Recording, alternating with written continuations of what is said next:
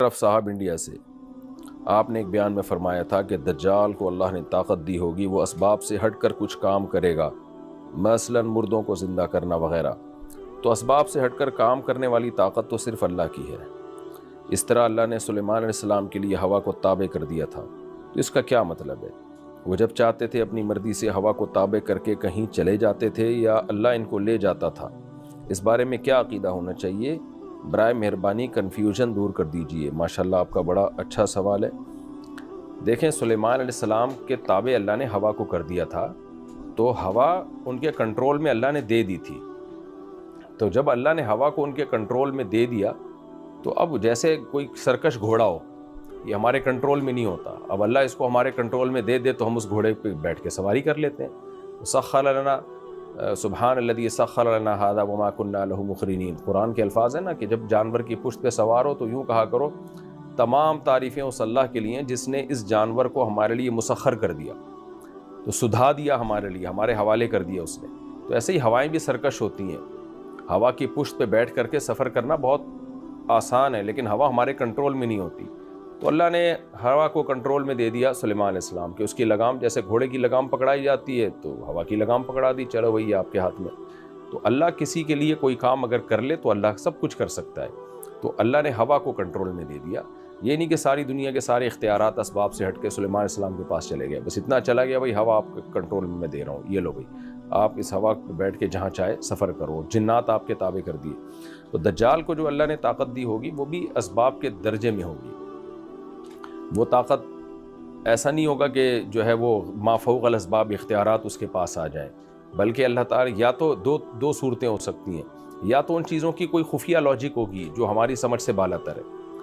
مثال کے طور پر ایک ڈاکٹر کسی کو بخار میں ٹیکہ لگا دے اور بندہ ٹھیک ہو جائے، تو جس نے یہ میڈیکل سائنس کی ترقی کا علم نہیں دیکھا وہ سمجھے گا ڈاکٹر کے پاس کچھ اسباب سے ہٹ کے اختیارات ہیں۔ جو پرانے زمانے کا آدمی آ کے دیکھ لے تو وہ کیا کہے گا؟ وہ کہے گا یار اس نے پتہ نہیں کیا کیا اور بندہ ٹھیک ہو گیا۔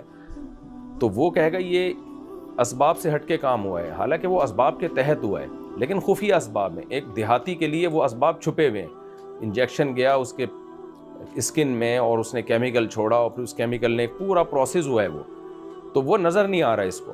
تو عین ممکن ہے دجال کو جو اللہ نے طاقتیں دی ہوں وہ یا تو اسباب کے تحت ہوں، لیکن وہ اسباب اتنے خفیہ ہوں، ایسے کمالات ہوں اس کے پاس، وہ اسباب ہمیں نظر نہیں آ رہے۔ جیسے میجک شو میں ہم دیکھ رہے ہوتے ہیں کہ ٹانگیں کاٹ دی، یہ کر دیا، اسباب ہوتے ہیں اس کے بھی لیکن ہمیں نظر نہیں آتے، ہماری نظروں کا دھوکہ ہوتا ہے، ہمیں نظروں پہ دھوکہ یعنی چادر ڈال دی جاتی ہے، ہمیں پتہ نہیں چل رہا ہوتا کہ یہ کیا ہو رہا ہے۔ تو یا تو دجال کے کو اللہ نے طاقت دی ہوگی، وہ طاقت وہ اسباب ہوں گے لیکن وہ اسباب ہمیں نظر نہیں آئیں گے، ایسا اس کو ٹیکنالوجی دی ہوگی اللہ تعالیٰ نے، یہ کوئی ایسا کمال دیا ہوگا کہ اسباب ہیں مگر ہمیں نظر نہیں آ رہے۔ یا پھر اللہ تعالیٰ اپنی طاقت اور قدرت سے دجال کے کہے ہوئے کو صحیح کر دے گا، یعنی دجال جو چاہ رہا ہوگا نا کرنا وہ اللہ اپنی طاقت سے کر دے گا، کر اللہ رہا ہوگا۔ جیسے کرامت میں ہوتا ہے کہ بزرگ کیا کرتے ہیں، جب کسی کوئی بزرگ اللہ تعالیٰ بزرگ کے دل میں ڈال دیتے ہیں کہ آپ یہ کرو میں اپنی طاقت سے کر دوں گا یہ کام۔ جیسے سلیمان علیہ السلام کے دور میں وہ ایک بزرگ تھے، وہ ملکہ سبا کا تخت سیکنڈوں میں اٹھا کے لے آئے۔ اب اللہ نے ان کو اختیارات نہیں دیے تھے لیکن انہوں نے جب ارادہ کیا تو اللہ نے اپنی قدرت سے اس ارادے کو پورا کر لیا۔ تو ایسے ہی دجال کسی کو موت دینے کا ارادہ کرے گا، اللہ اپنی طاقت سے اس ارادے کو پورا کر لے گا۔ کسی کو زندہ کرنے کا ارادہ کرے گا، اللہ اپنی طاقت سے اس ارادے کو پورا کر لے گا، تاکہ اللہ لوگوں کو آزمائے کہ اس کو خدا تو نہیں مانتے۔ ظاہر ہے جو عقل مند ہوں گے وہ کہیں گے یہ دجال نہیں کر رہا بلکہ اللہ یہ کام کر رہا ہے، دجال کے پاس طاقت ہے ہی نہیں، طاقت اللہ کے پاس ہے اس لیے مانگو اللہ سے۔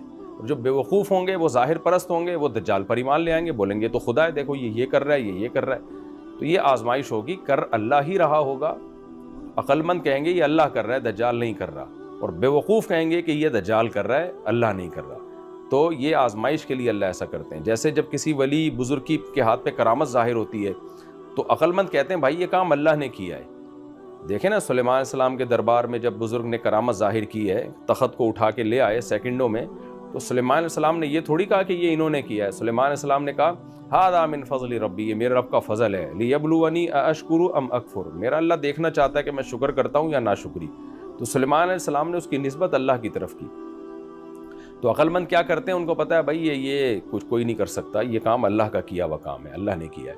اور بیوقوف اسی بزرگ کو خدا بنا لیتے ہیں۔ آپ نے دیکھا ہوگا کسی کے ہاتھ پہ کوئی کرامت ہو تو بیوقوف لوگ اسی بزرگ کو سمجھتے ہیں کہ اس کے پاس اختیارات آ گئے ہیں، اسی سے اپنی مرادیں مان رہے ہوتے ہیں اور اسی کے سامنے سجدے کر رہے ہوتے ہیں، مرنے کے بعد اس کی قبروں پہ مزار بنا لیتے ہیں۔ تو عقل مند توحید پرست ہوتا ہے ایسے واقعات دیکھ کے، اور بیوقوف شرک میں مبتلا ہو جاتا ہے۔ تو دجال کے پاس اگر اسباب سے ہٹ کے طاقتیں ہیں تو طاقت کا مطلب یہ کہ کام اللہ ہی کر رہا ہوگا، لیکن لوگوں کو آزمانے کے لیے، تو دجال نہیں کرے گا۔